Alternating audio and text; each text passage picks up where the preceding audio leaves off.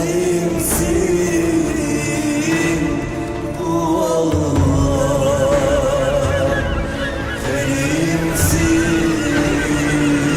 الله الرحمن الرحيم الحمد لله والصلاة والسلام على رسول الله وعلى آله وصحبه ومن والاه.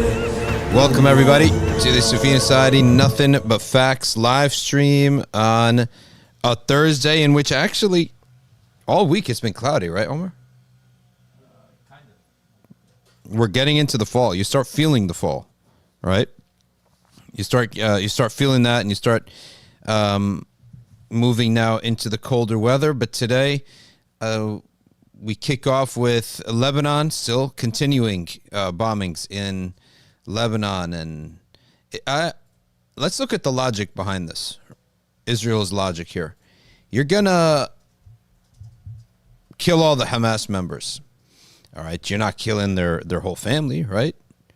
So you just produced a group of people who hate you, more people who hate you. You just produced a whole generation that despises you for killing their dads, right? And their moms and their brothers and sisters. So there's only one solution to that. Kill their other people. You got to kill them too. So it's a perpetual desiccation. Yeah. So now, if you killed them, though, well, you think that other Arab countries don't care for them? I've seen people who are the most, they're you haven't seen anything good from him his whole life, right? But this they care about. This they're fired up about. So now those Arabs are now your enemies too, right? So what's the solution to them? You're going to kill all of them too? You do that, and then eventually some people, throughout the world is going to be noticing this insane amount of killing. And where does this stop, basically, is the question. You started off with a rage. Started off with so much anger, and you did a stupid action. The only solution to stupid actions like this is eventually just got to stop. But I don't see them stopping at all. At all. Here you have the latest news is that the U.S. proposed a ceasefire. Netanyahu has walked away from it. This is just 1 hour ago. This is being published. U.S. officials said Netanyahu and his close confidants were directly involved in the formulation of the temporary ceasefire. However, Prime Minister has changed. Okay. It's changed his opinion on this, and he's walked away from it. The fact that these are called talks, to me, it's basically useless. Now, what's more accurate here, and what we expect, is that Netanyahu orders full force in Lebanon in the same breath that the U.S. is pushing for a ceasefire. So the U.S. is pushing for a ceasefire, maybe it's just for show internationally, just to show that they're trying to have a ceasefire. Ben Gvir, Israel's national security minister, has threatened to pull his party's support from the current coalition government in the Knesset if Israel agrees to such a 21-day ceasefire, okay, which would threaten Benjamin Netanyahu's hold on power. In a statement today, Ben Gvir, La ghafar Allahu lah, because his name is Ghafir, right? Is that what it is? Yeah, Ibn Ghafir. Bin Ghafir, La ghafar Allahu lah. Allah will not forgive this. Yeah, he's the son. He's not the recipient, for sure. Of course, scripturally and rationally, everything can be forgivable, but after Tobin, we haven't seen that. Said, when the enemy is on his knees, you do not allow him to recover, he said. He said, these people are living in such a different world than the rest of the globe. The rest of the globe sees something totally different from what these people are seeing. And that's their biggest problem, is that there's such a myopic worldview, and they're going to end up doing things and then wondering, why is the world reacting so differently?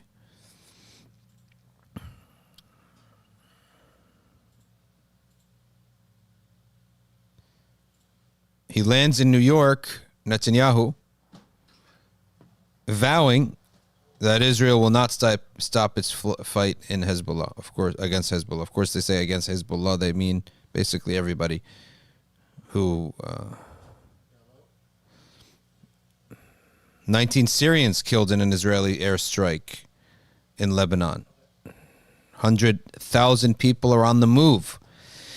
100,000 people have fled their homes and are on the move.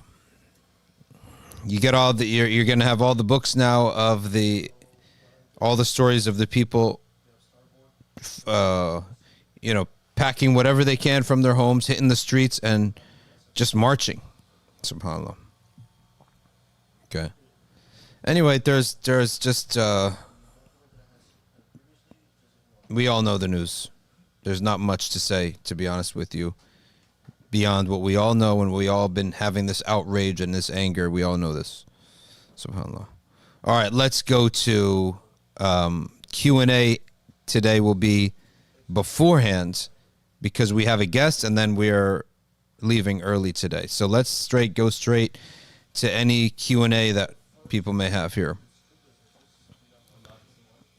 All right, let's put the La Cocina events up. You're going to, inshallah, follow this stream here on the Safina Society channel. Omar, are you involved in this? We will be streaming Imam Fakini's event, Nahila Morales. We're going to have an evening of art, giving an insight as we try to strengthen our soup kitchen with this gala fundraiser. Hopefully you'd all be part of this. Hopefully you'll be able to watch, and you'll be able to pitch in something too. You pitch in something right now too, and really we're looking for those monthly supporters. Go up a little bit, Omar. Sorry, go down a bit. Go to that monthly section there. That's really what's going to be the success of the org is on this, the monthly subscriptions, one-time gift or a monthly gift. Go to frequency, click on frequency. Yeah, see that monthly one right there? Now click on $100. That's what we need right there, right? Or $10,000 a month. That's not even that a lot of money if you think about it. I mean, you think about it. If a guy earns 120K a month, there's a guys who earn that. It's not even far off for us to earn that too. 120K a month. It's not far. It's not out of the realm of 1, 2, 3 years if you put your mind to it. And then you can give 10K a month. Nothing wrong with that. Keep that up for us, Omar, so everyone can see it. The La Cocina Gala on October 26th. And stick the link in to buy tickets, please. Okay. Today our guest is Shaykh Elshinawy on the etiquettes of disagreement. And Dark Chocolate Walnut has asked a question. I have a 3-year-old and live in the Bronx, Manhattan, the Bronx, Yankee Stadium. There are no Islamic schools nearby. I'm considered homeschooling my son and sending him to the local mosque for weekend classes. That's what I would do too. That's what I would do. I would do the same exact thing, Chocolate Walla, or Dark Chocolate Walnut. I would do the exact same thing as you. I would homeschool, but I would send them in to play soccer, play basketball, and interact with kids who they don't know. Go to the Sunday school, go to Hifz academies that are there. Jamaica Queens has a lot. Bronx do not have a lot. Ali Ahmed, how do I benefit from the Al-Alawi? You can start by going to safinasociety.org/wird, lowercase WIRD, and recite the Adhkar of the morning and the Adhkar of the evening. I'm first generation convert. What's the best way to instill Islam in my next generation? Surround yourself and live with an environment of Muslims where they have a lot of Muslim friends. That's the most important thing, is to have a lot of Muslim friends. If you don't have support with your extended family, you're going to make for yourself an artificial version of your family. Suhbah is the number one thing. So why? What were the people around the Prophet called? Students? No. Ubads? Worshippers? No. Soldiers? No. We're called Sahaba. They weren't even called friends. Asdiqa. La. The Prophet was not. They didn't all know the Prophet in a very close way, but they kept his company. That's the most important thing. Anyone who's in a masjid, Sheikh Muhammad Shinawi is going to be with us today. He lives in a masjid, works every day, and he's in the masjid as the imam. Guarantee you there are 100 people. He knows them by face, but has never been to their house. They've never been to his house. He may vaguely remember their names, but you know them. And you know when they're missing too. When you go to the masjid and you haven't seen this person for a week, you know he's missing. That's suhbah. We share space regularly, on a regular basis. That's the key. All right, is Sheikh in? Yes. Oh, he's here. All right, let's introduce our guest for today. Shaykh Muhammad Elshinawy, ahlan wa marhaban to the Safina Saadi Nothing But Facts live stream. Nothing but facts seems very high pressure.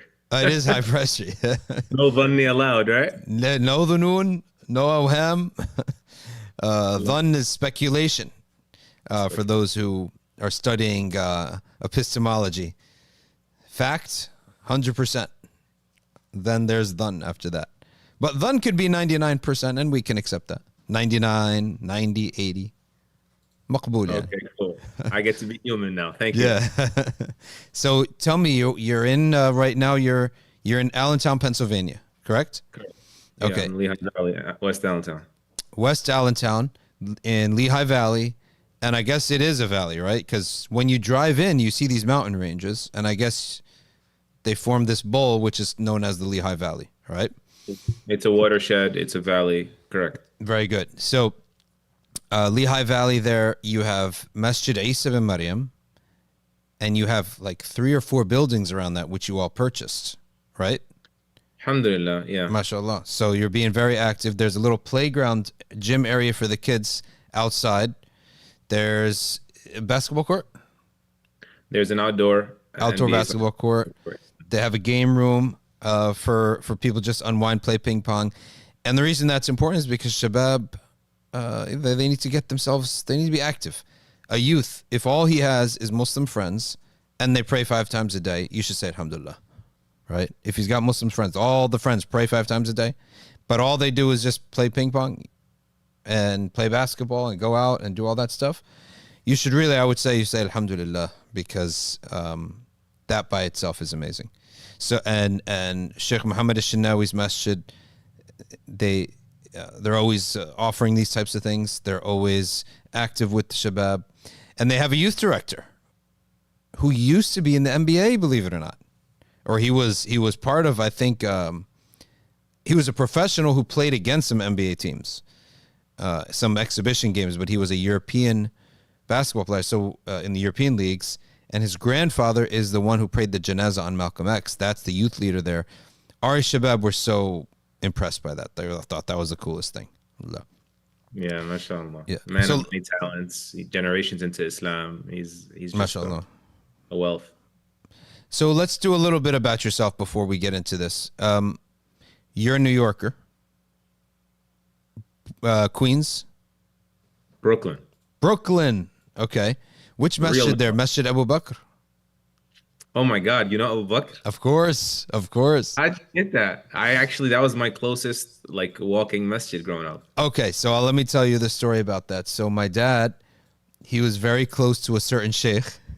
And that sheikh and his followers would all gather at Masjid Abu Bakr. There was a big brother with a big white beard named Osama, who was in the food truck business. There were other people that we were close to and friends with, and we drive out there from where we lived in Toms River, New Jersey, and we go to Masjid Abu Bakr all the time. Yeah, that's nuts. I never knew that about you. Yeah, subhanallah. So we kind of grew up in the same masjid. We didn't even know each other. Subhanallah. That was my dad's crew up there, Osama, and so we would go there regularly to Masjid Abu Bakr in Brooklyn. Yeah. And did you live in Egypt? Part of that old crew, Osama and the rest of them, and my dad, rahimahullah, and the rest, they were all surrounding, of course, the famous Shaykh, rahimahullah, and then I sort of like went my separate way. happened, and then I actually circled back and married the eldest daughter of one of those OGs. Ajib, subhanallah. So I didn't know that you knew all those guys like Nasir or Osama and Yeah, yeah. those OGs. Yeah, Nasser is mashallah. back in Tom's River. Yeah, Yeah, he's in Tom's River too. Yep. yep. Alhamdulillah. Mashallah. So we have something in common there. I never knew that. Now we Mashallah. got to explore that offline, Oh, inshallah. definitely. We got. I don't even. We might get in trouble if we do that on WhatsApp too. uh, but so tell me about you, Egypt. Did you move to Egypt? I mean, for a very short period in 2013, actually during the coup. Yeah. Well, depends who you ask, I guess. Mhm. But during the debacle that happened in 2013, that was the only period I lived in Egypt for about 3 months. I was just going to take care of my dad at that point. Okay. And where did you do the bulk of your studies then? So yeah, I was sort of thrown headfirst into the da'wah, 8 years, just self-learning, and then I was rescued from that by, alhamdulillah, I got accepted to the Islamic University of Medina, College of Hadith. And then during my first year at College of Hadith, my father, rahimahullah, he caught his third stroke at that point, and Subhanallah. began to deteriorate fast. So I had to take a leave of absence that became permanent. And then I started all over again with Mishkah University, the Islamic University of North America. Did about 7, 8 years till I finally got my first degree with them. And then I've been studying, I guess, with Dr. Hatem in your neck of the woods, Central Jersey, ever since then. So 10 plus years, going through Mashallah. the books, the likes, yeah. Mashallah. Very good. Very good. And today you have a presentation for us. Omar, is it loaded up? Okay, 2 minutes. We'll get into that, but I want you to tell us what are your main specialty. It seems is now the proofs of prophethood, right? That's what you put out there a lot. So while Omar fires up the presentation that you have today, why don't you share with everybody off the top of your head the proofs of prophethood that are the simplest to transmit to people and most convincing. So, Bismillah, sallallahu alaihi wasallam. That's actually a very difficult question, and part of what we're trying to mention is that, like every prophet was sent with proofs that were solid for the people of their time, resonated best. But since the Prophet sallallahu alaihi wasallam was sent for all of humanity, his proofs had to be so diverse, such a multitude that some resonate with one demographic or generation, and others with another. But what's really also interesting is that a pattern I found in the works of our scholars when they were discussing the al-Nubuwwah, and that's something really beautiful, that our tradition has endless texts about the proofs of prophethood because we don't believe in blind faith. We believe in blind surrender. Once you know it's God, then he deserves our trust. He's the most wise, not us, right? But it's logical to expect to not know the logic so long as you know that the supreme being is the one, giving you the guidance. But when it comes to prophethood, they never had any qualms with establishing this is why he is, and there's no blind faith. So they would often mention that this proof is enough on its own, and that proof is enough on its own. So for some people, it's one proof. For other people, it's a cumulative, right? And that because like people's quote unquote common sense or their logic is not one undifferentiated category. We all have different sort of sensibilities.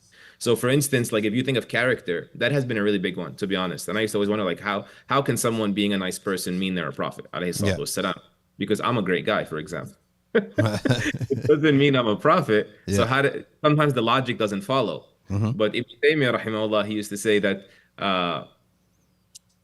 whenever there's a claimant to prophethood, so that's the missing puzzle piece. They're either the best of the best or the worst of the worst. So once you just inspect their akhlaq, their track record, their character, there's actually no middle ever historically. They're either like the most virtuous ever, studied, impeccable, and that's why Allah elected them for prophethood, or they're the scum of the earth, manipulative and exploitative and ignorant and so on and so forth. So character could really be enough. It really can when you just compare and contrast. The other one is accomplishments. In the time of the Prophet ﷺ, Ibn al-Qayyim says that was actually the most common one. Like, when did people come into Islam in waves? They respected strength and power.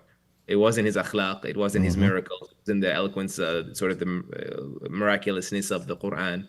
It was like, that accomplishment is beyond human effort. We respect that, So that was a thing.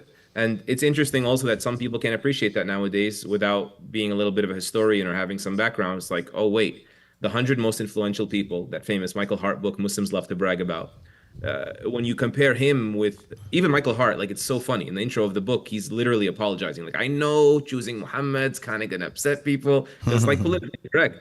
Yeah. He's an American historian writing this stuff in the 90s, right? Or 80s and 90s. So he says, but really, there was no comparison. There's no competition. Like him, second place is, leaps and bounds.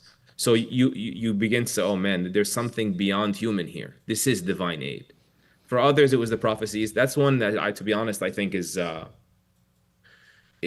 probably one of the most easily appreciated timelessly, which is that, you can't even nitpick at the ahadith and authenticity or anything. Like it is, as Al-Qadi Iyad rahimahullah said, that this genre of ahadith is like an unending stream and a shoreless ocean. That's what he calls it, right? And so, yeah, like his biography is a miracle. And what 1,000 years of momentum, inertia came out of his biography. Ibn Hazm rahimahullah says, no, only the 23 years are enough of a miracle to deliver you to yaqeen, to conviction about him. Others are going to say character. Then there's the Quran, of course, accomplishments, the physical miracles he performed. All of those are different chapters of the book, Final Prophet, which I don't make money off of, by the way. Free download, just pull it off the website, inshallah. I like the concept that Michael Hart brought, that when you look at someone's quote-unquote genius, which we don't attribute to the Prophet sallallahu alaihi wasallam, that the religion he brought is due to genius. Yes, you may say we do say prophets are the most intelligent of all men, but what they did is not due to genius. But when he looked at it, for example, Jesus, it's in the spiritual realm. Newton, it's in the rational realm. Like Da Vinci, Michelangelo, these guys, it's in the realm of the arts.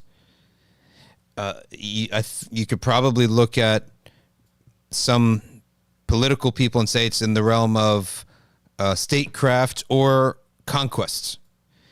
Very few people have crossed all the genres and entered into all the different genres. So we have from the Prophet sallallahu alaihi wasallam spiritual mastery, dominance over his enemies, law was brought from him, a new order of civilizations, or at least gave order to the existing civilizations. So it crosses over, and that's one of the reasons why he said, I can't not put him as number one. No one else crosses over. So he not just crosses over. He outdoes everyone in every domain. There and say, wait a minute, was he sort of like politically savvy or scientifically savvy, or was he like an existential philosopher? Was he sort of like a mental health, like master? What was he, right? Yeah. Like if you think about Alfonso de Lamartine, he's the French historian. He says something about this also. It's really cool. He says that how do you measure greatness? If you measure greatness by the smallness of means and the greatness of outcomes, can anyone ever be compared with Muhammad? Subhanallah. Like it's not just you're the best of the best, head and shoulders above the rest. That rhymes. But the idea is in the middle of the desert in primitive backward Arabia, isolated from the rest of the world and its arts and its philosophies and its military and its how out of nowhere comes everything, right? There's a huge question mark here, right? One of the greatest. Constantine stood at he stood on the empire, like he was the greatest of them. But he was shoulders of greats, on the shoulders of giants. Aristotle built off of Socrates and Plato. And all of those are like the top 10 or whatever. I wouldn't know because, we don't do Greek philosophy. I'm just kidding. I'm just kidding. Wait, I'm not kidding, actually. Kidding, but not kidding. But you're right. Yeah, you're right. All those greats, you had platform already. All those greats. Yeah. All those, the greats of the Roman Emperor, like, how are you great when you were born into it, right? Anything that you did is just basically adding to it. Another one that I love from Sayyidina Abu Bakr even recognized this when he said, he's been to the Persians and he's been with the Byzantines, and he said, "Oh, Master, where did you learn all this? Yeah, like the way that you're composing yourself is not a normal just a fitri way to do things. Clearly there's he's been educated, and that's where the famous hadith of my Lord educated me, and he did it excellently. So the key is what you said, the smallness of means, which was basically who was educating there in Arabia on how to act, how to behave. People, missionaries and Christian academics also love to say he plagiarized from the Bible. Yeah. And I like to say sometimes that, like, let's imagine that bizarre hypothetical. Mm-hmm. In the middle of Arabia, because historically, like, there's no remnants whatsoever of anything biblical translated into Arabic until until basically Andalusia, Muslim Mm-hmm. Spain, sort of the Renaissance of literature and all that stuff, right? So hundreds of years after him.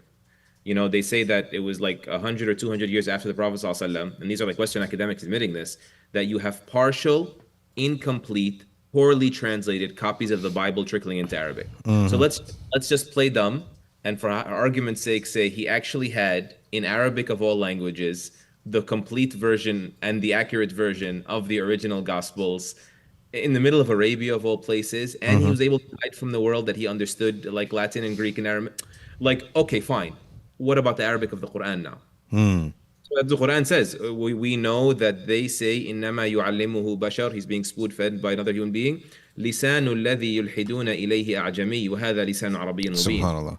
This tongue language they're attributing him to as plagiarizing from is a foreign non-Arabic tongue, and this is a clearly Arabic Quran, which is a masterpiece of the Arabic language. Yeah. So, like, pick your poison. And that's where, have you ever read the Kitab al-Muqaddas? In the Egyptian, in the Arabic Bible? No. It doesn't come close to sounding like a sacred text, right? It says translations are not the same, right? So even translation into Arabic, which is a sacred language of another sacred text, right? But you could tell when human beings are involved in something. For sure. And the Kitab al-Muqaddas, the sacred book which is basically the Bible in Arabic, try to read it, try to listen to it. It sounds like clearly something that just prose that someone wrote.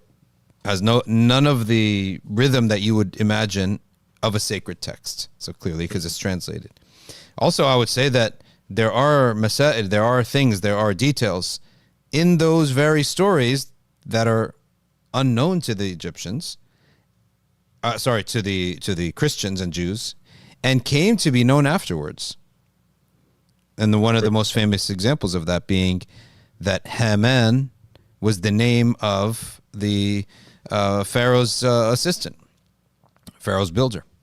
Right. I mean, there's so much. There's things that were, until today, historical inaccuracies that the Quran like walked around the minefield it didn't step on, right? If it was plagiarizing, it would have used. Then there's other aspects of things it didn't say, like Fir'aun's body being preserved or Haman being his assistant, that it did say despite the. So like it doesn't include the inaccuracies there, and it adds stuff that is not there. So it really wasn't from there. Yeah, it's very hard to sell plagiarism when you have those features. When you have details that weren't in the first one, and you have and you avoided those inaccuracies, and mostly I would say the biggest difference is the identity of the Fir'aun. In the Bible, Fir'aun is the stepbrother of Moses, and Fir'aun was a good man who dies, and then the stepbrother is like a spoiled brat who can't stand Moses because his father loved Moses more than he loved him. That's not the story at all in the Quran, right? So where's the plagiarism of the pharaonic sort of personalities is all over there. It's right. I mean, the very term Fir'aun exists biblically with the king of Abraham, the king of Joseph, the king of Moses. The Quran mentions it 64 times, I think it was, only with the king of Moses. And you just look up Encyclopedia Britannica. The term didn't exist before then. And even if it existed, the time of Joseph apparently had like a foreign invader king from Palestine. They weren't indigenous Egyptians. So you couldn't call him a pharaoh because pharaoh means like elite house or elite bloodline of Egyptians. Yeah. Everything about it is sort of like complicated. Where is your Final Prophet book downloadable from? You just Google Yaqeen Final Prophet. You'll find it there. If you need a printed copy, it's available on Amazon, but you can just download it for free as a PDF as well. Very good. Omar, if you could please put that. That's really, honestly, one of the most important things, because the proofs of a creator, the idea of proving a creator, it's mutadawal. It's out there, right? The idea of proving a creator. That's number one. It's out there. You can find it even from Christians who took from Muslim texts or otherwise. That's number one. Number two, proving a creator is wonderful and everything, but it doesn't prove to you Islam. It doesn't prove to you anything about the creator, except certain attributes. He exists. He has power. He has knowledge. Right? He has will. He has volition. It proves those things. You can prove those rationally, but it doesn't prove his name is Allah. It doesn't prove what he wants from us. Proof of prophethood is a lot harder because you actually have to do the work of transmitting about the Quran and about the messenger himself. But once you do prove that, then you've proven everything, right? So proof of prophethood, it would include in it God and all the sifat. I teach in my class here that God refers to only the rationally attainable attributes of the creator, that phrase. But the word Allah also implies in it all of the transmitted attributes of God, of Allah in the Quran, of the creator in the Quran. So proof of prophethood brings you belief in Allah and the Prophet and all of Islam, whereas that's not available in merely rational proof. So proofs of the Prophet need to be studied far more than the rational proofs on the existence of a creator. All right, so that segment is done. Let's move to the next segment, which is the title of today's live stream. I love this this picture here. Omar, let's fire that up. All right, look at that. The art of fighting without fighting. Usul al-Fiqh edition. Look at that little picture there. Come at me, bro. And that's what some of these that's the reality of some of these guys on Twitter. That's what they look like. Oh man, I'll plead the fifth on that one. But I probably just broke one of the rules that you're going to go over right now. We'll see. Yeah. We'll see. We'll have a redemption slide, inshallah. Yeah. Okay, good. All right, let's kick this off. Bismillah. Bismillah. So I don't see the slides, but I'm going to trust, inshallah. Okay. That they're aligned with that segment of the discussion. Okay. How much time do we have, Shaykh Shadee? If you go onto YouTube on your phone and minimize it or lower the volume, you'll see what slide Omar has on. Okay, cool. Yeah. Let me do that. And our cutoff for time? No, we have a while. Yeah, and usually cut off. We got 30, 40 minutes, whatever you want, 20, 30, 40 minutes. Oh, okay, I see the slides now. He threw good. it on. Very nice. Okay, Bismillah, sallallahu alaihi wasallam. So, this slide deck is actually, I didn't have time to brand it for NBF for you guys. No but problem. It's a short presentation I gave recently at Yaqeen Institute internally on how does a layman navigate the spectrum? Because, alhamdulillah, as an organization at Yaqeen, we have over 100 between part and full-time employees, and some of us are specialized in certain domains that are not necessarily research related, whether it be marketing or design or engineering or video or whatnot. So how to just conceptualize all of this. So obviously someone like Dr. Shadee or a student of knowledge knows that we study this, or we should be studying this in the usul al-fiqh, the legal theory discipline. But I remember when I first was taught this, read a few books on this, I remember vividly feeling like I was educationally hijacked. SubhanAllah. That's the term I keep saying. Because this is taught in usul al-fiqh, but it actually pertains to everything, like every aspect of Islam. How do I stratify? Is this like a deal breaker or not? Is this something I should feel my faith threatened by a difference in or not? Because sometimes the answer is yes, and sometimes the answer is no. But you're never given this epistemological framework, right? This sort of, how can I be consistent if I have the guts, the courage, the taqwa to be consistent, right? To be principled. So these are the principles. It's not actually specific to usul fiqh. Anywhere, any view, whether it's in aqidah, creed, whether it's in fiqh or otherwise. Tazkiyah, right? So next slide. This is how I think we can conceptualize this simply enough, right? So not every difference is a disagreement, right? Some differences are differences of variety. Variety meaning it's all traceable to the Prophet ﷺ. And in that case, we should all agree that it is haram to object, right? Because you'd be objecting to something traced to the Prophet ﷺ. So for instance, Maliki yawmiddin, Maliki yawmiddin, right? Anfusikum or anfasikum, right? The qira'at of the Quran, or the wordings of the adhan and iqama. Whether you do tikrar or not, the repetition or not, between the Hanafi. These are actually variety. These both have a degree of traceability to the Prophet ﷺ. They're not right and wrong, they're right and right. The most we can discuss in this category of variety, اختلاف تنوع, is what's the better thing to do in this context, but we're not allowed to say it's a wrong thing to do, right? And you can even think of like Islamic work, like should we be in the knowledge domain, the education domain, or in the inspiration domain? Should we be doing more activism, or should we be doing sort of more political advocacy, mobilization, printing of masahif, whatever, social work, whatever is going to be? This is variety. No one can say those are not from Islam. Yes. We're just sort of tweaking. We can't undermine any of that because you'd be undermining something that is axiomatically Islamic, categorically Islamic. Correct. Then there's disagreements. Disagreements is when there's rights and wrongs, halal and harams, haqq and batil, right? And when these disagreements exist, they can't all be right at the same time. There's times when we're going to excuse them and times when we're not. So when we're not going to excuse them, it doesn't mean we're necessarily need to be hostile with someone that has them, but we're just not willing to entertain the conversation that this could be right. It's categorically wrong. And so think of just easy examples, things that violate ijma', right? Allah is one, the Quran's his book, Muhammad's his final prophet, sallallahu alayhi wa sallam, Dhuhr is 4 rak'ahs, hijab is mandatory. We're not open to sort of like your acrobatics to tell me why the whole ummah was sort of like misfired on that one, right? Not up for discussion. It doesn't mean I have to sort of like be red in the face about it every time I meet someone or hear of. No, that's like a protocol issue for later. But let me get to where the actual issue is, the actual sort of practical benefit for a lot of us listening to this podcast or the likes, or in Islamic work or in Muslim spaces deal with, which is excusable differences. How do we know?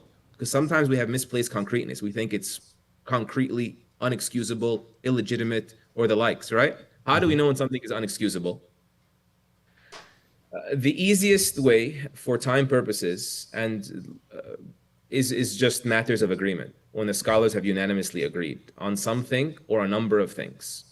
Because the Prophet ﷺ, said, and the hadith has some substantiation to its chain, that my ummah will not agree upon falsehood.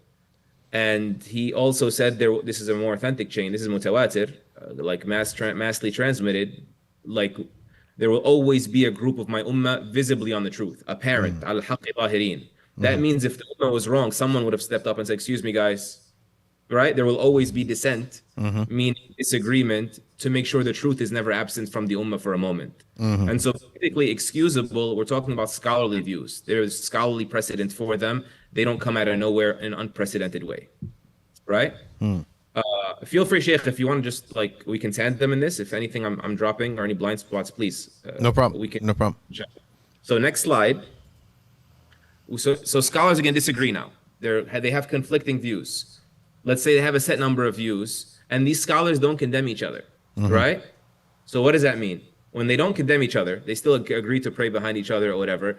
We're saying these views are valid. Before we get to these 3 points right now, the view is valid. I'm not saying I'm saying it is irrational, and this is the view of the majority, al-mukhatti not al-musawwiba, that the mujtahids, the scholars that exert themselves to arrive at a view, those views are valid if certain, boxes are checked. Let's leave that out of the conversation for now. But valid means we don't know until the day of judgment which one was correct. All we know is that we're all exerting our capacity, and if we wind up being correct, we get 2 rewards, and if we're incorrect, we get 1 reward.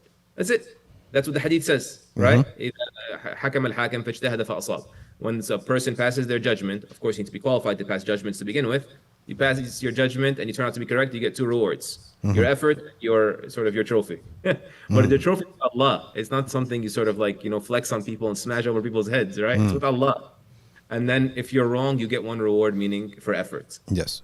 So now as a layman, what do I do with this? I'm going to say, okay, the scholars had a set number of views, and they didn't condemn each other for these views. This means they agree on the validity, not correctness, validity of these views, right? So let's use the hijab example. They said, does she cover the face or not cover the face? There's a whole long discussion, right? They're both valid.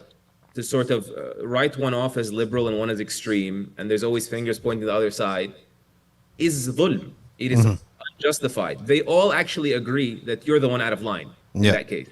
They're disagreeing while agreeing that you're uncalled for, unwarranted. The second thing is when they don't condemn each other, that means they agree it's speculative. It's ijtihadi, right? Like when someone pulls out something and says like zakah cannot be spent on da'wah. For instance, I'm sorry, it's a little bit controversial. I don't mean to be forceful. I'm just rushing. But hold on. If it were crystal clear, would they have disagreed on this? When Abu Hanifa rahimahullah said it could be used on Quranic instruction, that's a form of jihad. Or when Imam Ahmad rahimahullah says it could be spent on Hajj and Umrah because the Prophet ﷺ told Aisha, yes, women have to perform jihad, but jihad that is void of combat, Hajj and Umrah. So like, if it were clear, did they get this out of their pocket? No, they didn't. Would they have disrespected the Sharia in that way? That is the implication of saying about something they differed over as crystal clear. That's the problem. The implication is you're saying that they're all like ignorant or they're all sellouts. Right? No, they let each other disagree, which meant they understood that there is some interpretive bandwidth there. Right? And the terminology and the narrations give fuel to different opinions. يحتمل المعاني. I'll give you a real quick example. I was taught growing up that Imam Ahmad, this is exactly how it was said to me. Imam Ahmad had an illegitimate view, basically, that it is mandatory to pray to fast the day of doubt. You know that is it Ramadan yet or not? The day of doubt. Actually, Imam Ahmad rahimahullah, like now that I'm Hanbali and I know his proofs, it's a pretty like there's so much substantiation there. You're gonna say, but the hadith says if it's cloudy, complete atimmu. He's gonna say no, that wording is disputed. That wording atimmu is disputed. The more authentic wording is uqduru, calculate it. Subhanallah. You're meaning like account for it. He doesn't mean astronomical. Account for it. You're gonna say, faqduru lahu just means like account for it means assume. Why this or that? Say no. Faqduru in the Quran, qadara alayhi rizqahu means Allah constricted their rizq. So it means constrict Sha'ban and just start Ramadan. Subhanallah. So it has a linguistic basis. It has a hadith sort of like authenticity basis. There's a lot. I'm not saying I do and don't follow it. I'm generally Hanbali, but the point is you need to always know there's more to the story. I remember I went to the Hatim al-Hajj once. We were praying Taraweeh all Ramadan together in a Hanafi masjid. And in the Hanafi masjid, they pray their witr in a particular format. Their witr involves praying, for those that don't know, it looks like Maghrib, right? It pray tashahhud in the middle and then tashahhud in the end, in the second and third rak'ah. So I said, Shaykh, the hadith is clear. That's what I said to him. Shaykh, the hadith is clear that your witr should not resemble your Maghrib. So then he smiled at me. You know that grandpa, you're such a fool. Smile. He smiled at me and says, we don't recite, they're going to tell you we don't recite out loud in the third rak'ah of Maghrib. Subhanallah. And so I smiled and said, why do they always have an answer? He said, because that's the nature of these subjects. There's always an answer. Your ignorance of the answer doesn't mean that there's no answer. Anyway, so the third part is the truth must be among those views, meaning there's no room when they differ on a set number of views for there to be a third one, and we covered that in the previous slide. The issue of unprecedented. No one can come now and say, hijab means modesty. It doesn't actually refer to a garb or boundaries for the garb. No, I'm sorry. Like, the ummah was not in the dark between these two views, and they're all wrong until God's gift to the world, you showed up. This is just like astronomically, like colossal levels of conceit to bring about an unprecedented view. You know what? If I want to make 2 points that you mentioned there. You know who the people who have that mentality usually come from the demonstrable fields, sciences, because their heroes made discoveries and inventions that everyone thought was crazy and then turned out to be acceptable. Because in the field of science and demonstration, you always want to push the boundary. Whereas religion is a transmitted field. Transmitted knowledge wants to go, is more accurate the further back you go. Right? That's the difference between the, that's why those types of people, these reformers, tend to be, they idolize those people in the demonstrable fields. They're trying to be like that. That's the first point I want to mention. Second point you brought up, when he's correct, he has 2 rewards. So both of them have the reward with Allah for trying. And I've always thought possibly the second reward or the sign of it comes in the acceptance of the other scholars that your view has validity. That's one possibility. I've never come across that. Yeah. Needs a process, but it's beautiful. Yeah. Perhaps, yeah. MashaAllah. You know, Sheikh, also, like, we just want to qualify for people that we don't mean that like Islam is stuck in antiquity. Of course, you're not saying that. Yeah. But there are principles in Islam that are made with built-in flexibility to engage the evolving dynamics and push the boundaries, or apply at least to those on the frontiers of invention and progress and the likes. But when it comes to the constants of our deen, like it's almost like our deen is like perfectly designed in a way that like the orbits of the planets, there is an orbit. And that's why the planets don't crash. But at the same time, they're moving within their respected order. So respecting the constants of the deen is the only way actually to move forward. Correct. Yeah.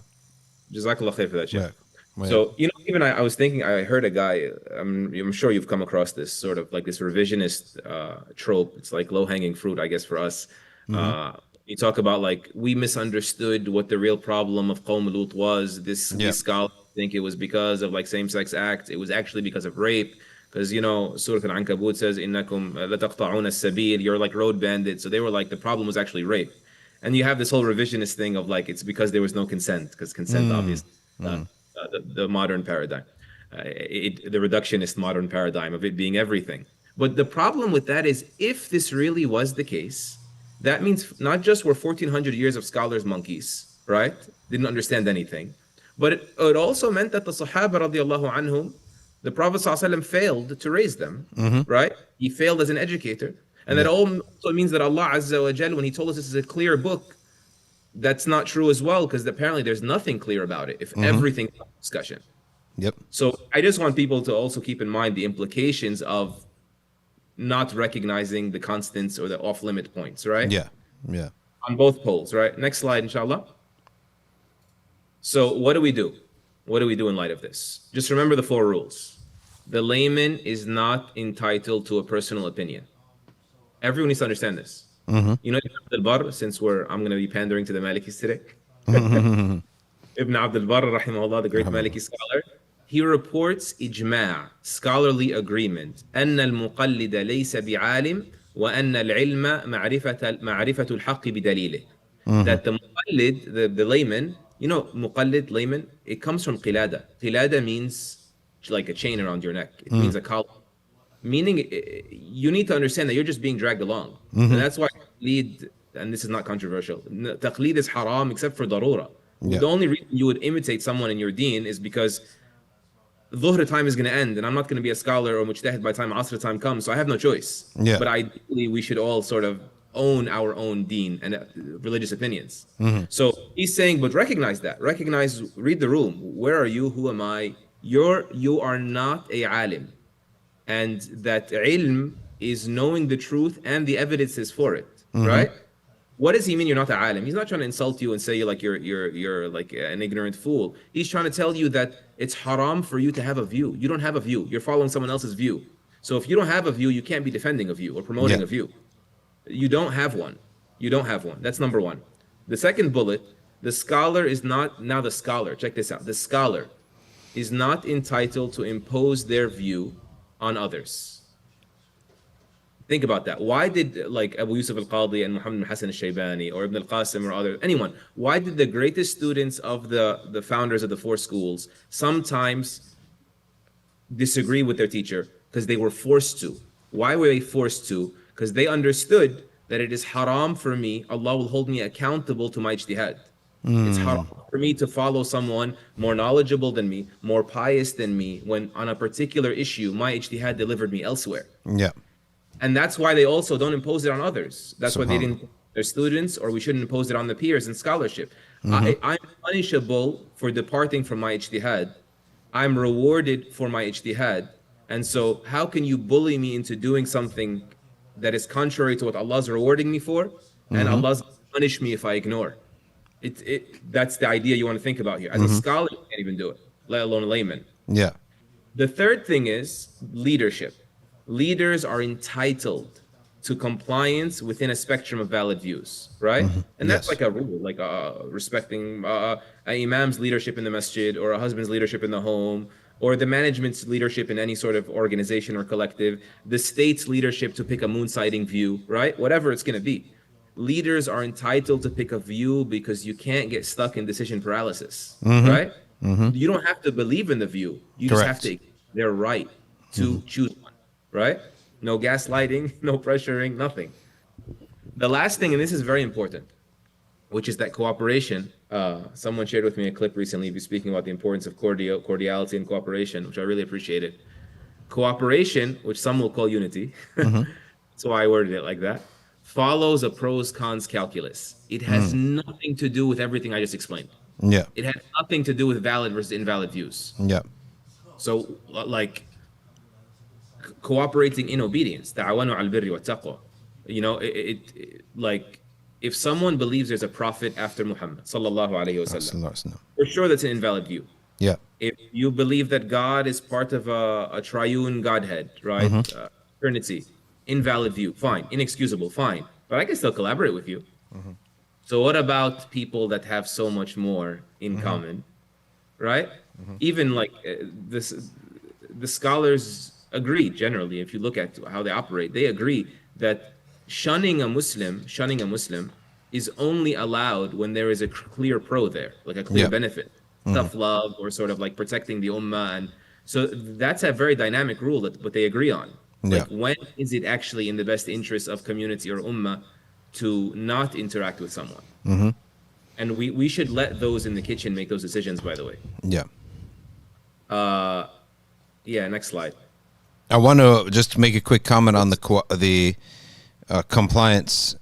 When you're sort of managing a institution with hundreds of people in it, you oftentimes need policies. There have to be predictable policies for everyone to know. And whenever people come and say, well, there are other opinions. So I always tell them, yes, there are. But for practicality's sake, we have to choose one, right? So that all of us could live predictably. One of these every masjid does regards the prayer times. Like Salatul Asr, are we going to pray in the earlier time or the latter time? You have to pick one. You can't just do that. You also can't flip-flop. You'll confuse everybody.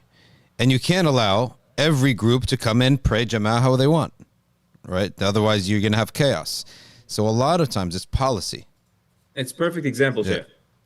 You just gave two examples. One example is of like an invalid view that I'm going to cooperate with those who subscribe to it. I gave that example. You just gave an example of a valid view that I simply just can't house because I'll just drive people crazy. It'll just confuse.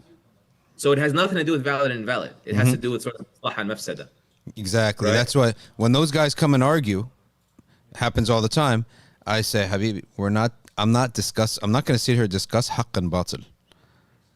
I'm just going to tell you what the policy of the masjid is. That's it. Got to point to policy. Yeah, we're not discussing haqq and batil. Me and you on our way out of Maghrib or on our way out of Isha at 9:50 p.m., we're not having a discussion on haqq and batil here, right? To decide what is the truth of God's will. That's not going to happen right here. So this is the masjid policy for different reasons, right? And that's it, right? And we have to enforce it. So that's a lot of times people conflate policy with capital T truth, right? Exclusively. It's not the case at all. Nothing but facts. Yeah. Okay. So now moving on, because I made the mistake that I told myself don't do if you're going to present, but I made it anyway, which is I spent too much time already on the fiqh of it. And here's why I think it's too much time.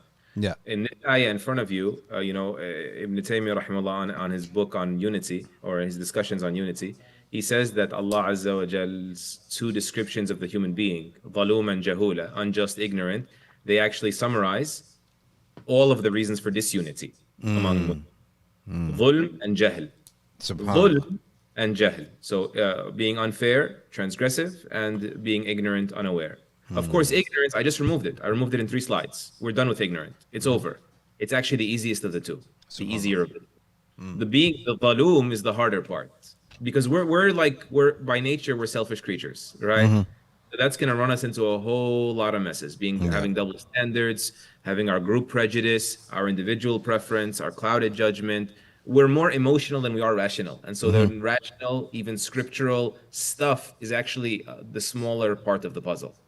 But how do we work past our emotionality and our egotism and the diseases of our hearts that manifest in religious sort of discourse and all of that? And so like if jahl is going to be removed with ilm, education, knowledge, then dhulm is going to be removed with taqwa, with tazkiyah, right? With spiritual labor. Only through tazkiyah can you bring about pious restraint, right? To check, to not bully others, to bow to my views. You know, that's what you're doing. You're asking people to bow down to you, your group, your opinion, my. It's like that caricature sometimes we draw about the idol worshiper who's like, you know, obsessing over the make sure he eats, and we have an inner idol sometimes, an invisible idol, and we want others to bow to it, right? And so only through working hard, putting in work, labor to will we be able to humble ourselves, or Allah will humble us through that, to be more accurate, to realize that, yeah, I don't have a right to do this. I need my brothers and sisters. I can't uphold this mission alone.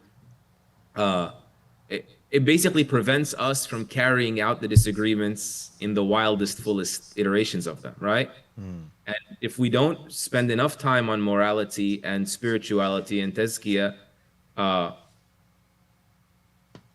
we're going to find ourselves in a lot of the places we find ourselves in today, right? Even if we have the ilm.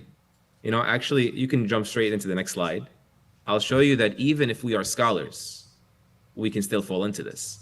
So this is Ibn Aqil Hanbali. He died about 950 years ago. And it's not a streak we should be proud of. But read what he has to say. He says, for those that are just listening in, he says, I have personally witnessed how nothing prevents people from transgressing but their inability, meaning not their taqwa, not their fear of God. I'm not referring to the common folk, but even the scholars. During Ibn Yunus, the political leader, the hands of the Hanbalis were unleashed. They would unfairly abuse the Shafi'is in matters of jurisprudence to the point where they would not allow them to openly recite the Basmala. Subhanallah. Or perform qunut, meaning in Fajr, which Shafi'is do, which are both matters of ijtihad, scholarly interpretation. When the era of al-Nizam came, or Nizam, and Ibn Yunus passed away, the Hanbalis lost their power, and the Shafi'is then overstepped against them like tyrannical rulers. They prepared for them imprisonment, and they harmed the people with slander, and the scholars with accusations of anthropomorphism, likening God to his creation. I reflected on the situations of both groups and found that neither of them had internalized the ethics of sacred knowledge. What are these actions but those of soldiers who assert themselves during their reign and occupy the mosques in their idleness, or with their idleness? Subhanallah. And it's tragic. Ajib. Right? Yeah. This is us. This is our destiny. Ummah. You know, when the Prophet ﷺ, I mean, that famous mosque in Medina, people often visit, Masjid al-Ijaba. It's called the Masjid of Response because it's where the Prophet ﷺ very famously got a response for 3 of his du'as. He entered and prayed 2 rak'ahs, the Hadith of Muawiyah in Sahih Muslim. No, the Hadith of Sa'ad. He entered the Masjid of Banu Muawiyah, and he raised his hands for a long time after 2 rak'ahs. And then he turned to the people and he explained, I asked Allah for 3 things and he gave me 2 and he withheld 1. I asked him that he not allow an external enemy to ever eradicate my ummah, and he promised me that. He said if the whole planet were to unite against your ummah, it would not be able to remove it or put it into extinction. And I asked him to not allow some plight or epidemic to annihilate my ummah, and he promised me that. وَسَأَلْتُهُ أَلَّا يَجْعَلَ بَأْسَهُمْ بَيْنَهُم فَمَنَعْنِيهَا. And I asked him to not allow their hostilities to be against each other, their aggressions to be inward facing. Subhanallah. He held that one from me. Subhanallah. It hurts because first of all, this is this is your Prophet ﷺ. This is what he's worried about. So are we worried about this? Subhanallah. The second thing is that Allah said no. This is going to be a recurring, Medusa head of a problem that's going to keep rearing its ugly head on the ummah. And it doesn't mean all times, all places. We need to work to be the exception to that. Yeah. Right. And all over, let me, after sort of blasting the Hanbalis at Ibn Aqil Hanbali's hands right now, let me reverse it. It's like all of us. You know, Imam al-Tabari, rahimahullah, did not get a proper burial. Two? Because Imam al-Tabari, Ah. Sayyid al-Mufassirin, Subhanallah. because when he came to Baghdad, he had a book like that documented all of the points of scholarly agreement, ijma', or the scholarly views, and the Imam Ahmad's views weren't in there. So like the toxic mobs beat him up and they stoned him to his house. And how dare you disrespect our Imam? You know, Imam Ahmad was the last of the Imams, so like Subhanallah. he was not yet in the books, if you will. Yeah. Right. So they took Subhanallah. it as like an affront. And so Subhanallah. they say that they buried him almost incognito in the middle of the night because he was stuck in his house for so long. When he eventually died, they couldn't even make public calls for the janazah. Ajib. And this is not like an isolated incident. Like Imam al-Bukhari, you know, Imam al-Bukhari, rahimahullah, when he came to Naysapur, when he came to Nishapur, for 12 kilometers, people were lined up throwing gold and like rice and stuff at him. Like, you know, that 6 foot, 10 foot wedding line, the red carpet, 12 kilometers. And then he gets to Nishapur, and then some people sort of like misrepresent him, and the whole Quran being created thing was abound, and someone kept trying to bait him into a question for, you know, a gotcha moment for you know, TikTok. So, and you call the Quran created, you call the Quran created. And so, what do you say about the Quran? So he used to ignore him, and one time he answered, and he said, Al-Quranu kalamullahi ghayru makhluq, wa kalamuna makhluq. Subhanallah. Or nutquna bihi makhluq, right? No. The sound we make is created, but the words of Allah. So this guy, of course, took it, didn't know what to do with it, or he knew exactly what he wanted to do with it. And so the greatest Imam of Nishapur, who had those 12 kilometers of people out there to celebrate, said, whomever sits with al-Bukhari, Muhammad ibn Ismail, is just like him. Subhanallah. And everywhere he went, no one would attend his classes anymore. Subhanallah. And he goes back to Bukhara, and sort of the jealous scholars of Bukhara also sort of like rile up the government against him. And that is why Imam al-Bukhari, rahimahullah, famously, the night before he dies, or a few nights, he grabbed his beard and he said, Allahumma daqat alayya al-ardu bima rahubat, faqbidni ilayk. Oh Allah, there's no room for me left on earth. The earth is suffocating me, so take me back to you. Subhanallah. Subhanallah. And it's not just Imam al-Bukhari, you know, like, you know, I was reading, like, you know, Ibn Taymiyyah, rahimahullah, like for maybe a little bit more uplifting, when he got jumped in Egypt, he got jumped for sort of speaking out against what he believed were very extreme, superstitious, mystic groups, right? Extreme, unsanctioned forms of tasawwuf. And so when his brothers and his students tried to like bring it to the guys who jumped it to Ibn Taymiyyah, he said, I don't permit you to. He said, you're either doing it for me or for Allah or for yourselves. If it's for Allah, they may be rewarded for what they did. Subhanallah. Because this is their ijtihad. As far as they know, their scholar is trustworthy, and their scholar told them, I'm an enemy of Islam. Subhanallah. He said, and if it's for Allah, no. If it's for me, I've forgone my right. And if it's for you, go ahead and do it, but you won't be allowed to sit in my classes anymore. Subhanallah. My followers. So, like, we're going to have to rip past the deadlocks. We're just going to have to tolerate each other and, like, look inward a little bit. Maybe the problem's a little bit here. You know, Shaykh, I teach classes on, like, Tazkiyah, Tasawwuf classes at Mishka for years. And, you know, it's the importance of biographies, what I'm trying to say, because time is now. But biographies are so important because they are what teach us, as Dr. Hatim even often mentions, like, how to instinctively respond when things hit the fan. The application of the theory. Christians often say, like, what would Jesus do, right? Yeah. But in a sense, like, you try to internalize the ethos of a certain spirit. Yeah. Right? So the Islamic brotherhood spirit, the Islamic spiritual refinement spirit, the Islamic egoless spirit, when you see it through biographies, it helps you apply it in a different scenario, instinctively. That's the idea.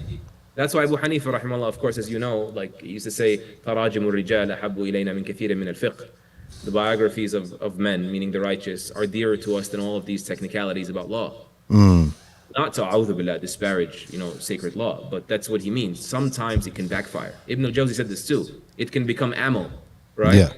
I think even you one time shared a very nice, it's kind of stuck with me, a meme of sorts about Imam al-Haddad, rahimahullah, who said like knowledge is like fire. It can enlighten and it can also burn the place down. Yeah. Right? Depending on this, the receptacle. That's right. You're getting in there. Yep. And so when I was teaching Tazkiyah, the Imam al-Harawi, rahimahullah, Imam al-Harawi is like a very interesting person. He was like larger than life in his life. Yeah. But extremely controversial. So for those that don't know, Imam al-Harawi rahimahullah was like an Athari, like scripturalist when it came to Aqidah, Hanbali in fiqh, sort of very much in the Sufi tradition, right? But he was always like, there was lots of beef. And Let's say like Abdul Qadir al-Jailani then. Perhaps, yeah. So al-Harawi, let me share with you a few things. I actually pulled them out. I'm going to pull out my notes for a second. But basically, he says, just to give you a high level, I was subjected to the sword, meaning the guillotine execution, 5 times in my life. Subhanallah. Not a single time was I ever told, change your madhab, like change any position. I was told, just be silent about those who disagree with you, and I couldn't keep silent. Right? And so he felt a certain obligation to teach a few things, and so on and so forth. So let me tell you about sort of how shaitan does this even with scholars when there's not enough tazkiyah, right? When Alp Arsalan, the famous commander who, Manzikert and Nizamiya Academy and whatnot, right, that produced Al-Khali, rahimahullah. Alp Arsalan, when he came to Herat, Afghanistan, Al-Harawi is from Herat. Yeah. So lots of the Hanafi and Shafi'i scholars, they came complaining of Al-Harawi. And like they did to like, debate him and things like this. Then when he came, they refused to debate, they rescinded. But let me share with you the part that when he first came to town, Alp Arsalan, the warrior and commander, the scholars came to Al-Harawi's house. And they enter his house and they tell him the Sultan is here, we need to go pay our respects, but we wanted to come give you salam first on our way there. Okay. And they had this sort of like plot in mind. They created a statue, a sanam, made out of brass. Okay. And they slipped it in his mihrab under his sijjada, under his prayer card. A'udhu billah. Now listen. And then they go to the Sultan and they're like, there's this guy, he's a deviant, he's a mujassim, he gives God human attributes, appendages, limbs, right? And he goes, you don't have to believe us. Go to his house. You're going to find that hidden under his sijjada that he prays on is a sanam, and he claims that Allah corresponds to this image. A'udhu billah. So he sends the cops. Devious. They flip the carpet. I mean, look, shaitan can get you to justify whatever you want if your heart can house shaitan. I don't care how knowledgeable you are, right? Subhanallah.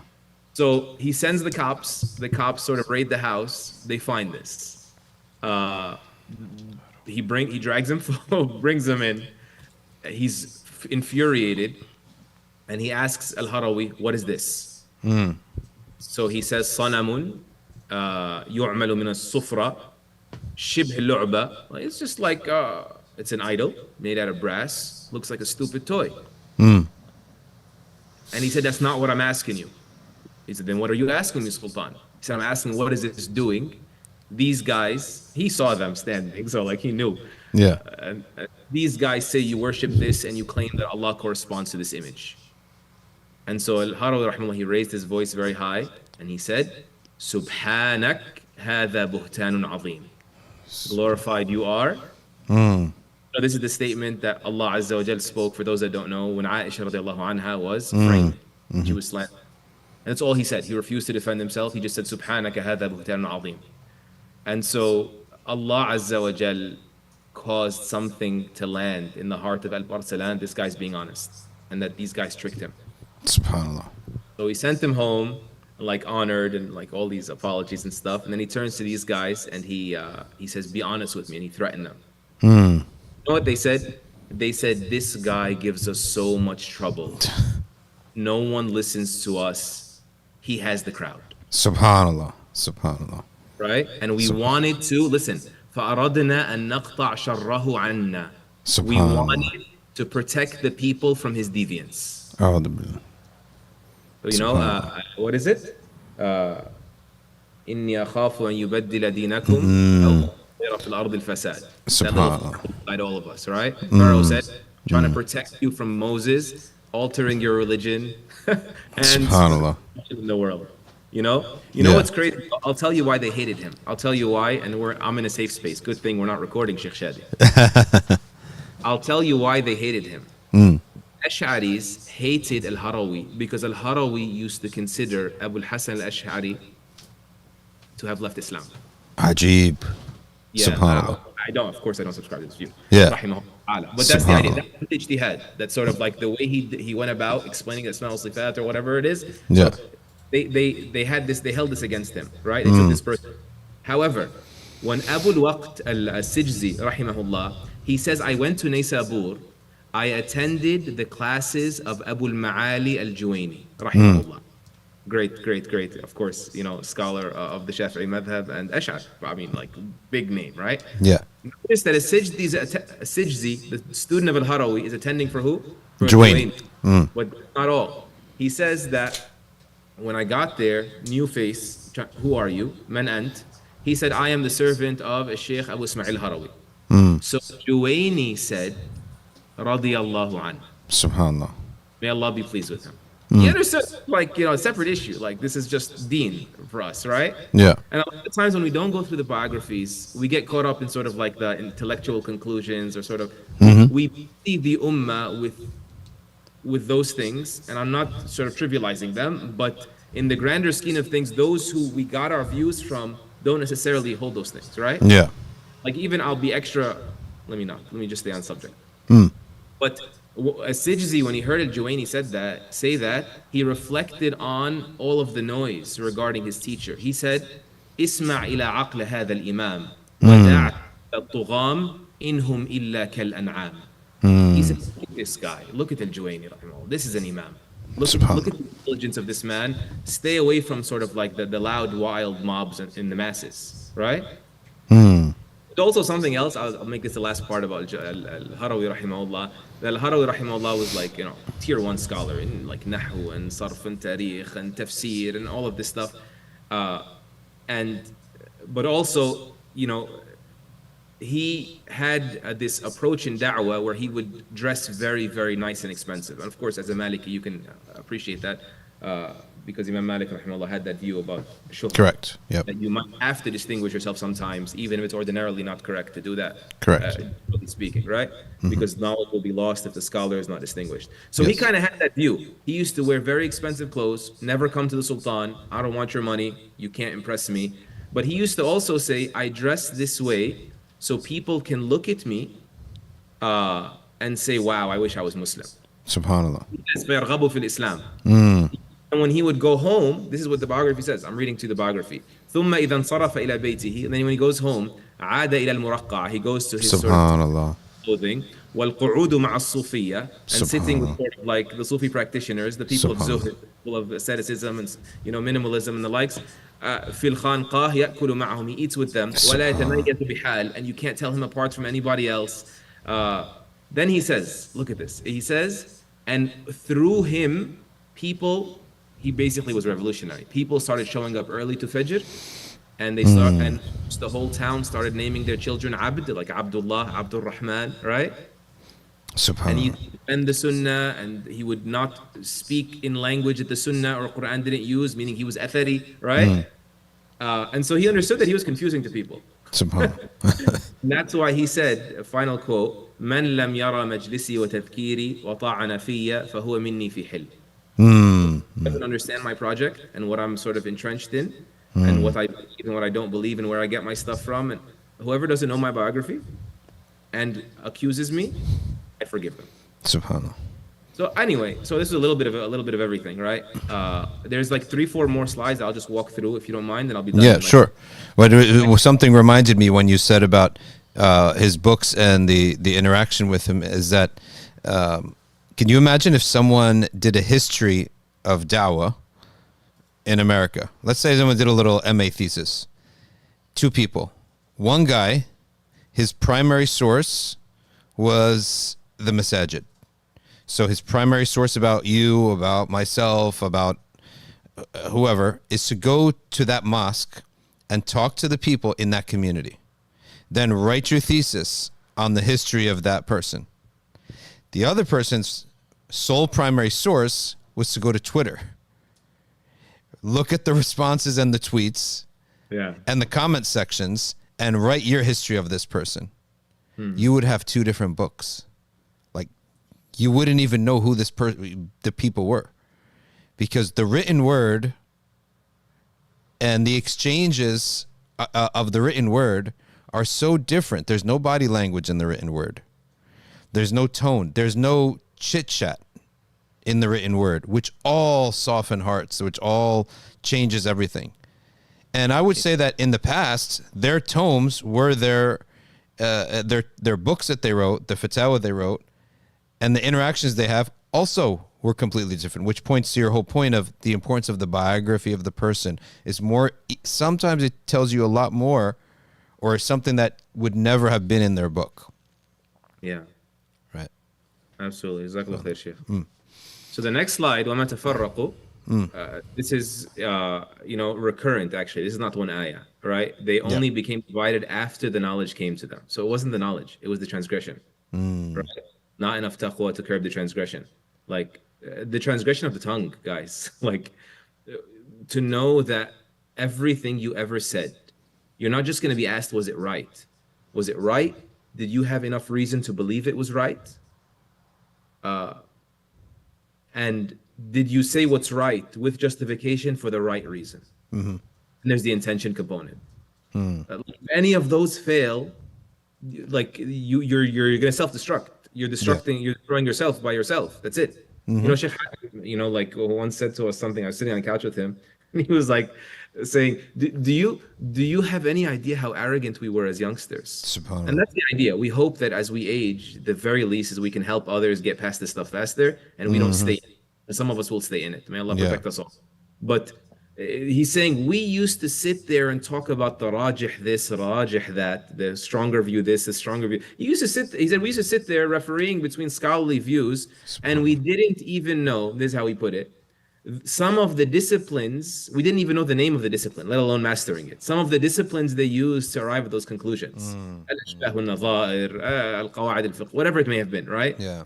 You don't even know the name of the science that they used to arrive at that output. So how can you be qualified to sort of assess the output? SubhanAllah. So the tongue is the downfall. Hold your tongue, find some taqwa to tie your tongue up with. This is the problem. The poet, when he says, احذر لسانك أيها الإنسان,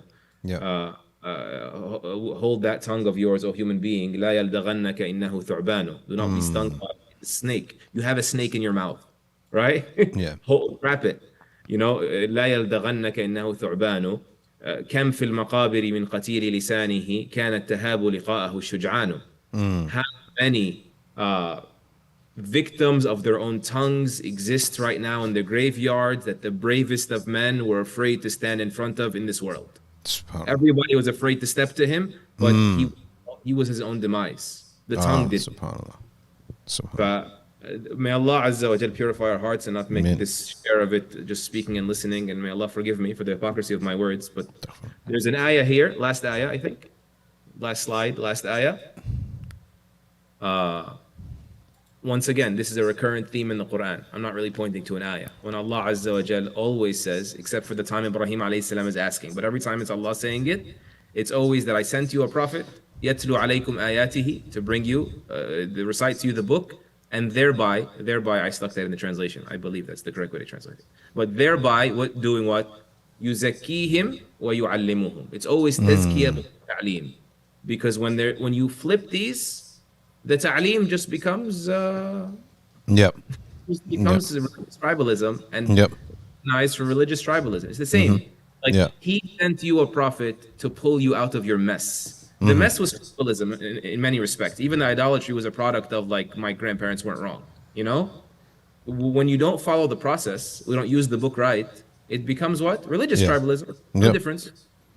If you go back to the previous slide, Omar, I'd like to make a comment about that. It says, and of course the the concept or the ayahs was referring to the people of the book when the new revelation came. But there is something for us to learn too.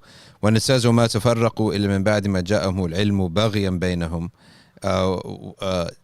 people who have tribal hostilities or class hostilities possibly, or different families that are feuding with each other, and they're just average Muslims. When knowledge comes, they're so far apart, they will choose different paths. And they'll resume their hostilities on the side of madhabs or manahij or what have you. Can I see both pictures for Omar? Yeah. Let's get both myself and the Shaykh so I can see him. Yeah. Right. So that happens all the time. The two tabaqats that are at each other, the rich and the poor, or east side, west side, whatever tribalisms that feuds that people have, when they both get religious, if they get religious with knowledge first and tazkiyah second, then you'll find that very quickly they're just going to resume their feud on different manhaj of knowledge. That's it. This is called sort of God-centric religiosity versus identity-centric religiosity. Is Islam sort of a token with which you sort of manifest or like materialize your identity? It's all about me and my group and my preference, or is it really about God? Yeah. What's religion for? Many of us tokenized religion. Yeah. For sort of self-serving purposes. And when it's truly for the sake of Allah, sometimes the best thing is to leave it because Allah is watching. Why would you play around with it? Why would you meddle when Allah is watching and He's going to take care of it? And that must be the logic of everyone who lets go of a feud. That's the only logic to have, is that Allah is watching. That's what I need to worry about. And if Allah is pleased with me and I'm being pummeled and people think I'm bad, but Allah is watching, that's all that matters. I could live with that. If you forget about Allah Ta'ala at that moment, that's when you have to fight back. And you have to say, no, everyone's watching. Everyone else is watching. And they got to know that I'm right. Right? Exactly. No, absolutely. No, I don't want to interrupt you. Go ahead. Yeah. Put your thoughts. Yeah, that was it. When it's who are you trying to impress? Who's watching you? That's what's really gonna be the motivator for going and stopping, talking and staying silent. And that must be the main motivator of all the greats in our history who were able to handle so much hatred from others or condemnation from others. And I'll tell you, the hardest to handle is the condemnation of the righteous person who for some reason either misunderstands you or has a different view. That's the hardest part to handle, right? Speaking of biographies, what's that? Speaking of biographies, there's one of the senior mashayikh. I wish I could mention his name to give him credit, but I'm just gonna have to share this, fudging the details. I'll never forget being in a living room with him, and there was like a whole bunch of scholars, that are differing on some issue. It was a hot topic, but in the Arab-speaking world, and like there was one particular person doing takedowns left and right with viral videos against this sheikh that I'm in the living room with. And the brothers are bringing it up to the sheikh, and the sheikh's like, it's no big deal, adi, things like this, no worries. And then they're like, Sheikh, no, but he's framing you as like a crazy conspirator and like an agent for this and that. And he's like, guys, what do you want? You want me to speak about someone who spends hours at night praying? I don't have the luxury to do that. And then he said what? He said, Huwa mubtala bi wa ana mubtala bihi. Like he's my test and I'm his test. He may believe that the people feeding him this information are reliable, and maybe there's no negligence there. Maybe Allah will forgive him for it because he thought it was like a reliable path of transmission. He's saying, and it's my test too. And Allah said, وَجَعَلْنَا بَعْضَكُمْ لِبَعْضٍ فِتْنَةً أَتَصْبِرُونَ وَكَانَ رَبُّكَ بَصِيرًا. We made you test. We made you all. There's no exception to this rule. Even the guy at the red light, your parent, your spouse. We made you all test for each other. We made you. So like if you realize it's from Allah, you start reacting, as you said, Sheikh, to Allah, not to the person, right? Yeah. Oh, atasbirun, will you put up with being principled, right? Atasbirun, wa kana rabbuka basira, and your Lord is watching. And then he said, what did he say?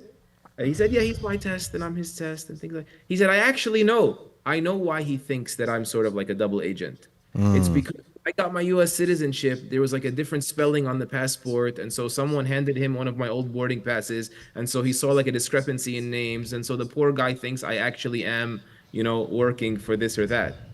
And he's even like giving him excuse. I was like, this is like a Subhanallah. master class. I need Subhanallah. more of this in my life. You know? Subhanallah. This is in private. This is not me posturing, Yeah. a podcast right now. Yeah. This is him refusing to do it behind closed doors. Subhanallah. That's the hardest part. When it's people who are clearly wrong that are against you, that's far better for you, right? It's far better for everyone, and that's why it's important to. There's a book, I think I never read it, but I like the title. Choose your enemies wisely, right? And your enemies, you don't want your enemies to be people of taqwa. It just doesn't sit right. It is not pleasing to the Prophet. It's not pleasing to Allah Azza wa Jal. So I Sayyidina Ali had so much sabr with those people. Even he had to wage war against some of these people. But he has so much sabr with them. And because he's a Muslim. Like, if you're not gonna have something like this with a Muslim person of taqwa, like, like, we need to be more strategic and sort of like principled allyship outside of our community. What about the community? Yeah. Like, we can all agree that the Khawarij, even though the Khawarij today are not the Khawarij of old, but in general, usually, you think of certain parts of the world, but the Khawarij called Uthman kafir. The most righteous human being on the earth called him kafir, radiallahu an. And when Adi ibn Khiyar, this is in Sahih al-Bukhari actually, and what's cool is in Sahih al-Bukhari, this is the chapter on Babu Imamatul al-Maftuni wal-Mubtadi', the chapter on praying behind someone who's deviant or an innovator. And it says that Adi ibn Khiyar comes to Uthman and says, like, and وهو محصور. He was under siege, so they're not even calling him kafir. They've already laid siege to his house. They're about to pince, go in for the kill. Rahimahullah ta'ala, radiyallahu ta'ala anhu, wa rahimah. And he goes, I go inside, and Adi ibn Khiyar says, I tell him, listen, anta imamu amma, you're the big imam. I'm on your side, and you're the like superior, you're the khalifa. And we pray behind an imam of fitna. So like the imam of my local masjid is among those who excommunicated you, called you an apostate. وَنَحْنُ نَتَحَرَّجْ. And we don't know what to do. Like, it's just, he said to him, Uthman said to him, radiallahu an, إِنَّ الصَّلَاةَ أَحْسَنُ مَا يَفْعَلُهُ النَّاسِ. Salat, the best thing people do. فَإِنْ أَحْسَنَ النَّاسَ فَأَحْسِنْ مَعَهُمْ. When people do good things, collaborate in good things. وَإِنْ أَسَاءُوا فَلَا تَظْلِمُوا. And if they do wrong, just don't do wrong with them. And then you just said, like Ali radiallahu anh had to live through not just the siege, but watching the massacre of Uthman. And he comes to Khawarij and says to them, listen, you got 3 promises. I will not prevent you from the masjid. I will not prevent you from coming to jihad and the spoils of war. I will not initiate fighting with you. But if you take up arms, I have no choice. Quranic dictate is clear, right? There's baghi here. Like, and they called him kafir too, for people that don't know. Like, this is, but still, it's our brothers. al-Harawi, I promise is the last thing I'll say. I don't need to sign out. I'm really taking advantage of the platform. Not at all, not at all. Subject is very near and dear to my heart, to be honest. A lot of things on this one. But al-Harawi himself, in his book Manazil al-Sa'ireen on Tazkiyah, I think it's under the bab of khuluq, says, maybe it's futuwa. He says, along the lines of, I'm paraphrasing, كيف لا ترضى لك أخا من رضيه الله لنفسه عبدا. Subhanallah. How do you not accept as your brother? Yeah, we can also say brother and say mashallah and jazakallah and all the performatory stuff. But how can you not truly accept as your brother? Someone that Allah has accepted as his servant. Allah deemed him worthy to be a Muslim, to be your servant, his servant. How can you not? And your problem is not with him, it's with Allah. Subhanallah. Like you're sort of, are you one-upping the assessment? That's the mentality we want to cultivate, and more of that. That's the logic. Like, how could you pick an enemy who is someone who is devoting themselves, is okay, maybe has some things which either are mistakes or perceived mistakes. At the end of the day, this person may have a position with Allah Ta'ala. لا تحقر عبدا عسى أن يكون لله وليا. And the implementation is so different from the idea. So there may be ideas in books, but the implementation may be something different. Sayyidina Ali and the Khawarij is the best example, because Sayyidina Ali did this with the Khawarij. He said, you have your mosques, You can join us in jihad and you get your spoils of war, and you're safe as long as until you pick up arms. And he let them live in their village and their town. He is the narrator of the hadith of the Prophet ﷺ about the Khawarij, and if I was amongst you, I would kill them all. The Prophet ﷺ himself said this, and Sayyidina Ali is the narrator of the hadith pertaining to executing Kharijites. So if Sayyidina Ali knows the theory, but he also knows the right application, and this time was not the right, that was not the situation. What is the right application? When they pick up swords, right? When they pick up the sword. So there you have the theory and the application. Like you said, what's in the books is one thing. How they actually interacted in real life is a whole different thing. Allah, Sheikh, maybe it may be even be useful since you've indulged me. We gave examples also on the sort of the extreme, more hardcore than us, whatever way we're going to put it, right, front, like the Khawarij. But even on the other side, right, there are many Muslims who subscribe to a version of Islam that we may, consider just unexcusable views, sort of like the modernist, progressive, even they're still our brothers and sisters until they truly and knowingly, right, violate some of these axiomatic matters, some of these red lines. And in that hadith of Uthman radiallahu anh, when people are doing good, do good with them, and when they do bad, don't do bad with them. In Bukhari itself, I'm not going elsewhere, right after the hadith, there is a statement from a Zuhri that it could actually be like pulled in here, invoked here, regarding our brothers and sisters who may have a more liberal understanding of the do's and don'ts in Islam. Az-Zuhri rahimahullah, he said right after the hadith, he says, وَلَا نَرَى, in our opinion, even the way he worded it, he qualified, وَلَا نَرَى أَن يُصَلَّى خَلْفَ الْمُخَنَّثِ. We don't think that the imam should be someone that is mukhannath, meaning effeminate, right? إِلَّا مِن ضَرُورَةٍ لَا بُدَّ مِنْهَا. Except if there is a darura, like some pressing necessity, the shortage of imams, the next masjid is too far. And so sometimes even within our masajid, we say, no, I don't go to this masjid, it's the conservative masjid. I don't go to that masjid, it's the liberal masjid. Yeah. Might be wrong. These actually might be mainstream views. But even if you're right, are we not going to attend the masajid? Are we not going to come together as a community? Are we going to just sit here and sort of just like take these pre-packaged labels and say, canceled and sort of approved of? And we also have to look at, and then we can close with this because we kept you a long time. But there was one time a child who came, it was a girl, I believe, who came to take food from the plate. And the Prophet ﷺ pushed her back, which was not the norm of the Prophet. Prophet would feed everybody. So when they clearly were wondering, what is this? He said, إِنَّهَا مَدْفُوعَةٌ. Shaitan is the one who pushed her. In other words, Shaitan, even though it looks normal, this request looks normal, seeking food. But the Shaitan is behind this because this is part of some plot that he's plotting, right? To cause fitna of some way, shape, and form. And somebody recently said, subhanAllah, so many things are actually innocent, comments or innocent questions, but they possibly could be egged on by Iblis to stir the pot, right? To get someone to say something that Iblis has calculated in advance, that's going to bother that person. And that person is going to go nuts, right? They communicate amongst themselves in ways that we don't know. Right? Shayateen, we know that. They communicate amongst themselves. And then they whisper into people's ears without that person having any clue that he actually just lit a fire, right? So it's important this day and age to realize that not everything has to be talked about all the time. And sometimes Iblis is what's behind it. So it's a thing where we always have to be, I would say, considerate of how much things could be misunderstood on the other side in order to avoid that. All right, Shaykh, closing comments from yourself.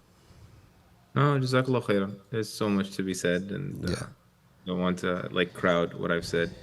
Just this genre of, how do we get the ummah on the same page and the necessity to do, loving One brother, maybe I'll end with that one brother, after having been in that sort of embattled world for a very, very long time, he finally, went to a university and didn't see him for years, and I visited him in Umrah, and he told me, when I finally snapped out of it, I realized that this group makes it hard for me to love my fellow Muslim. Subhanallah. And the irony for me is that you don't need to be in an Islamic university to see that, right? No one believes until they love for their brother, until they love for themselves. You don't enter Jannah until you believe. You don't believe until you love each other. Shall I tell you of something? If you do it, you love each other, spread salam. That idea of not giving salam to each other, looking as a default with an eye of suspicion at each other, sort of hearing, the ayat and hadith they mention as sort of like deliberately deviant ways to hijack Islamic understanding. This is a problem. Yeah. It's a real problem. Even the Prophet ﷺ said, "Halaku ummati fil fasadi wal laban." It's a very interesting hadith narrated by Ahmad that the destruction of my ummah, meaning phases of it, will happen at the hands of al-kitab wal laban, the scripture and the milk. Ajib. And so they said, how would that be possible, Ya Rasulullah? So he said, يَقْرَؤُونَ الْكِتَابَ يُنزِلُونَهُ عَلَى غَيْرِ مَا أَنزَلَ اللَّهِ, that they recite the book and they interpret it in unqualified ways. And limiting the interpretation is one of the unqualified ways, by the way. He said, وَاللَّبَنْ, he said, يَبْدُونَ, that they go out into the desert, وَيَتْرُكُونَ الْجُمْعَ وَالْجَمَاعَاتِ. Basically, they leave the big city to make a nice big dairy farm. And it's crazy because the kitab is the source of guidance. And the laban also represents the fitrah and the other hadith, purity. But even the purest things can become poisonous, can become toxic in the way they're used, not in what they are, right? If they're passing through the wrong receptacle. So it's cloaked in that they want to be Puritans away from all the rabble of the Muslims and the misguided city folk and sinful city folk. Is that what it is? No, this was more about like, I need more space for more camels, I see. more money. Okay. So basically it's shubuhat and shahawat. So shubuhat with the kitab and shahawat with the materialism and the I see. So it's not just getting stuck in dunya and the glitter of dunya that'll destroy the ummah. It's also an unqualified, unpure approach to the book as well. Subhanallah. Religious and the non-religious, shaitan's not sparing anybody. Subhanallah. Jazakallah khair. This is very beautiful, and hopefully we do it again, bi'idhnillah. Make it a regular visitation to us on the live stream. I really appreciate your time. I appreciate the opportunity, Sheikh. Jazakallah. My pleasure. Barakallah feek. Shukran. All right, folks, there you have the talk that we've been talking about on ikhtilaf, and I think you mentioned a lot of things that we've been talking about. Qat'i and dhanni. There are things that are qat'i. There's going to be no discussion on them. Those qat'i things, we're going to divide them into two. Is it proliferated with tawatur, or is it not? If it's qat'i in its dalala and it's mutawatir in its riwayah, there's no discussion on that. There can be no discussion. That person will have left Islam. But if it was qat'i only,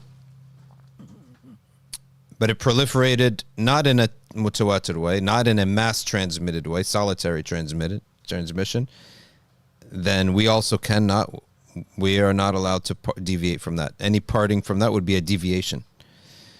And that would put someone in the middle. Neither are they out of Islam, nor are they practicing the sunnah properly. And that's what we call the mubtadi'ah. And then you have that which is not qat'i at all, is dhanni. And it doesn't matter whether the dhanni has, how it's proliferated. Once it's dhanni, now at this point, we have discussion.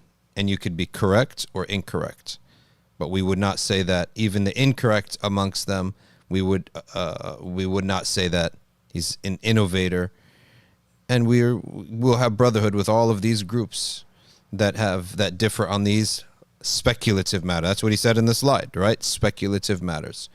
It's so important to know that, what is speculative and what is qat'i. So that's really the first question we should ask. When we hear an opinion, we should ask, is this mas'ala, is it qat'i or is it dhanni?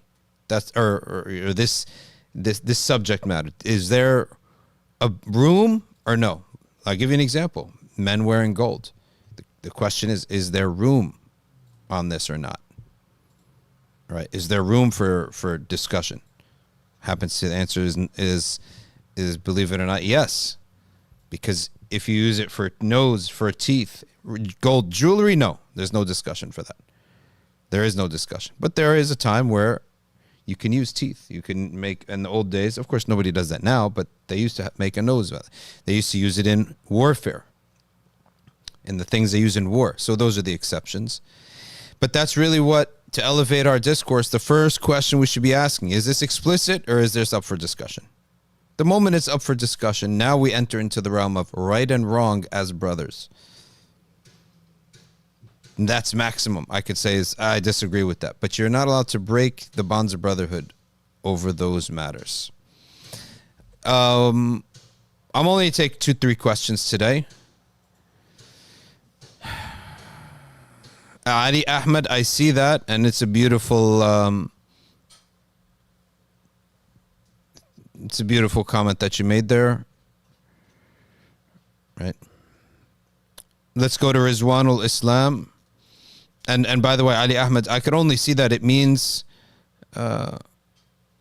see, Ali Muhammad can mean the lineage of the Prophet, and it can mean the supporters of the Prophet that are with him, with support. Kullu taqiyyin alu Muhammad. Every pious person is from the al of Muhammad. When we say the tashahud in tarawih, in salah, and the tahiyya, alu Muhammad is all the pious peoples who support the Prophet sallallahu alaihi wasallam, who practice Islam with all their effort. All right, let's take this question here. What is the difference or distinguishing point between Ahl Sunnah and Ahl Bid'ah in terms of qat'i and dhanni matters? As we said, deviating from a qat'i verse or hadith, that's what it would render a person into innovation. Innovation is what? Your good deeds don't count until you fix your belief. So it's very dangerous.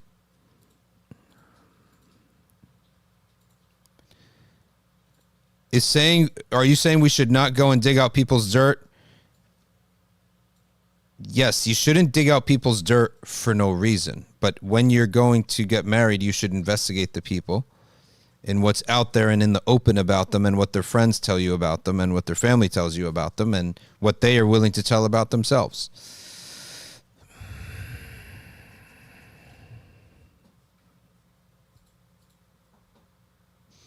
I lost friends, says Mr. Curry Swag. I lost friends in uni because I wronged them by repeated lying. I saw forgiveness. I'm trying to rectify myself. They forgave me. I no longer get invited to hang out with them. Is there anything I should do or accept my fate? Accept your fate. Make tawbah.